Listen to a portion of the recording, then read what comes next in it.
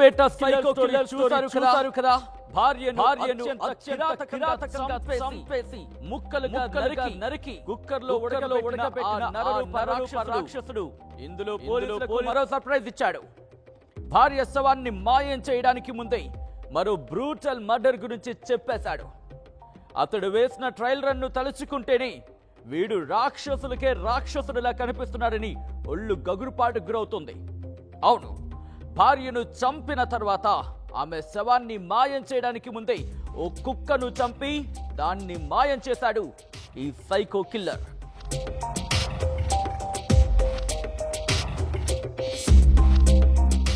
ఈ నెల 16న భార్య మాధవిని హత్య చేసిన గురుమూర్తి ఆ తర్వాత శవాన్ని మాయం చేయాలనుకున్నాడు.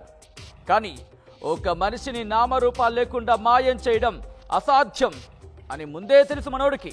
అందులో ఆర్మీలో పనిచేసిన అనుభవం కూడా మనోడుకుంది. దీంతో పోలీసులకు ఒక్క చిన్న ఎముక దొరికినా, కనీసం తల వెంట్రుక దొరికినా తనకి చెక్ పెట్టేస్తారని భావించాడు. అలా భార్యకు సంబంధించి ఒక్క అణువు కూడా దొరకకుండా ఉండేందుకు బ్రూటల్ గా ఆలోచించాడు ఈ కిరాతకుడు. క్రైమ్ హారర్ సినిమాలు చూసిన గురుమూర్తి వాటన్నిటినీ మిక్స్ చేసి శవాన్ని మాయం చేశాడు. అందుకు ముందుగా ఓ ట్రయల్ రన్ కూడా నిర్వహించాడు. వీధి కుక్క మీద ప్రయోగం చేసి ఆ తర్వాతే భార్య శవాన్ని ఆడవాళ్లు లేకుండా చేసినట్లు పోలీసుల దర్యాప్తులో తేలింది. భార్య మృతదేహాన్ని ఇంట్లోనే పెట్టుకొని ఓ వీధి కుక్కను ఇంటికి తీసుకొచ్చాడు ఈ దుర్మార్గుడు. ఆ తర్వాత దాన్ని అతి కిరాతకంగా క్రూరంగా చంపేసి ముక్కలు ముక్కలుగా నరికేశాడు. అందులో మెత్తగా ఉన్న ముక్కలను ఎముకలను సెపరేట్ చేశాడు. మెత్తగా ఉన్న ముక్కలను వేడి నీళ్ళలో ఉడికించి మళ్ళీ వాటిని ప్రెషర్ కుక్కర్లో రెండోసారి ఉడకబెట్టాడు. ఆ తర్వాత ఎముకలను బాగా కాల్చేసి వాటిని కూడా ఉడకబెట్టేశాడు.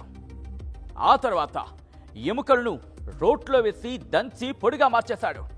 చివరికి ఉడికించిన ముక్కలను పొడిని చెరువులో పారేశాడు ఈ కిరాతకుడు. కుక్క మీద చేసిన ప్రయోగం సక్సెస్ కావడంతో అదే తరహాలో భార్య శవాన్ని కూడా త్వరగా మాయం చేశాడు ఈ క్రూర మృగం.